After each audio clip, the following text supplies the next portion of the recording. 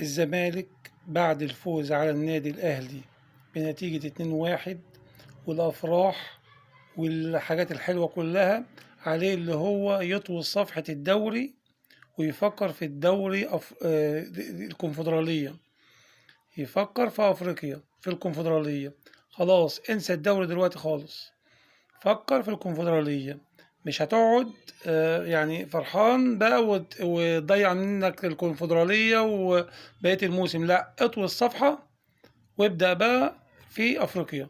فكر في أفريقيا، فكر في الماتشات الصعبة اللي جاية لك.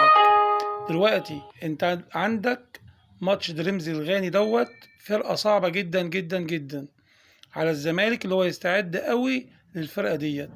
الفرقة ديت هجومها شرس بقيادة جون أنطوي يا جماعة، اللي كان بيلعب في الأهلي وبعد كده راح كان في الإسماعيلي وبعد كده راح الأهلي.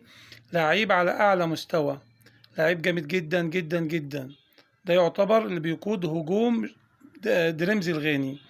وفرقة يعني ستايل لعبها كده زي صن داونز، فرقة شرسة، فرقة هجومها شرس وبتعرف تنقل الكرة كويس، وبتعرف تنقل الملعب من الدفاع للهجوم، وعندهم ارتداد قوي جدا جدا، يعني من الدفاع للهجوم والهجوم للدفاع. يعني فرقة مميزة جدا جدا جدا. لو مش فرقة مميزة ما كانتش وصلت للمكان اللي هي فيه دلوقتي، المربع الذهبي في الكونفدرالية.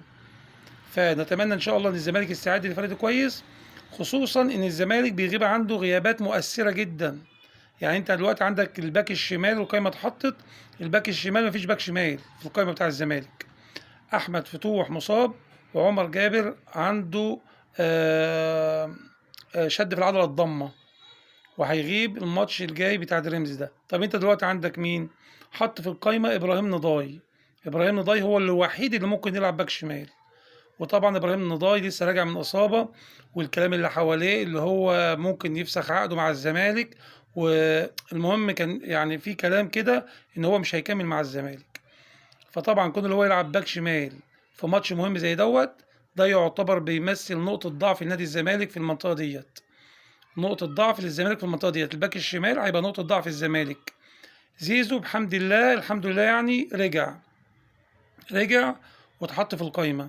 طب انت دلوقتي عندك هتلعب باك شمال مين؟ ابراهيم انضاي. ابراهيم انضاي اللي مصاب بقاله شهرين، وانت عندك دلوقتي عمر جابر مصاب، واحمد فتوح مصاب، وعبد الشافي مصاب، وما عندكش باك شمال. وربنا يستر على الزمالك في الماتش الجاي انسب تشكيله للماتش الزمالك ان شاء الله قصاد رمز هيبقى كالتالي: محمد عواد حراس المرمى، خط دفاع حسام عبد المجيد والمسلوسي، على اليمين هيبقى سيد نيمار، ما فيش الا هو، وعلى الشمال هيبقى ان شاء الله ابراهيم انضاي، وربنا يسترها من الباك الشمال من الجبهه الشمال. خط الوسط لازم يبدا بخط الوسط يبقى كالتالي: هيبقى دونجا، محمد شحاتة، و أحمد حمدي.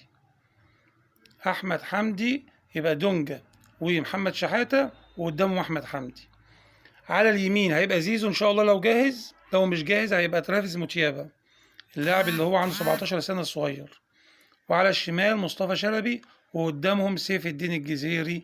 دي تعتبر أنسب تشكيلة لنادي الزمالك، ونتمنى التوفيق إن شاء الله لنادي الزمالك، وإن هو يحصد الكونفدرالية ديت، ويعدي الماتشات اللي جايه دي كلها على خير باذن الله، عشان نشوف فرق مصر كلها هي المستحوذه على افريقيا، ويلعبوا السوبر الافريقي باذن الله. والفايز نقول له الف مبروك، والخاسر نقول له هارد لك، وبالتوفيق ان شاء الله للكره المصريه باذن الله.